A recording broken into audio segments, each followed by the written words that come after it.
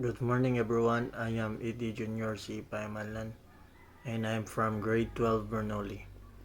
I will show you the clip of my interview in my mother and my pedigree analysis and written work number 3. Nakuha nasa side sa imong lolo.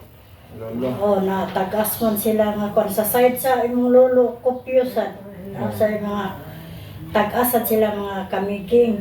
Sa second generation. Then sa second generation sa amo ani papa nimo naapo o na-mix na manggod. Papa. Oh. Na-mix na manggod po di mo papa kay naman sa kwan po sa imong papa mo taas mo papa.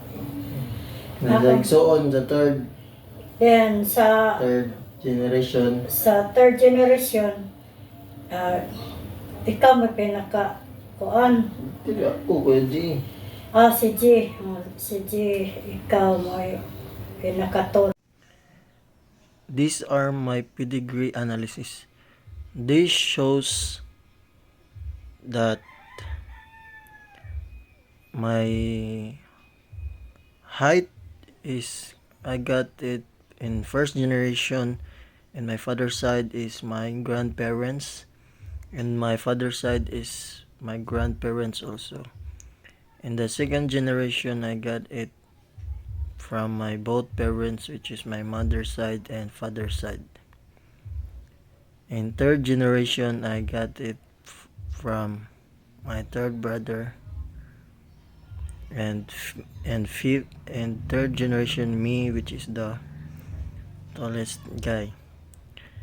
And my short analysis is that generation I inherited the grandfather in my mother's side and grandfather in my father's side height, because as I interview my mother, she said that my grandparents are tall. In second generation, I inherited the height of both of my parents because just like my mother said, it got mixed.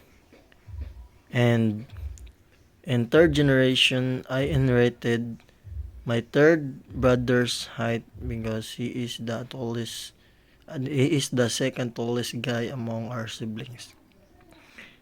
And because the tallest guy in our family is me. That's all, guys, and this is my pedigree analysis.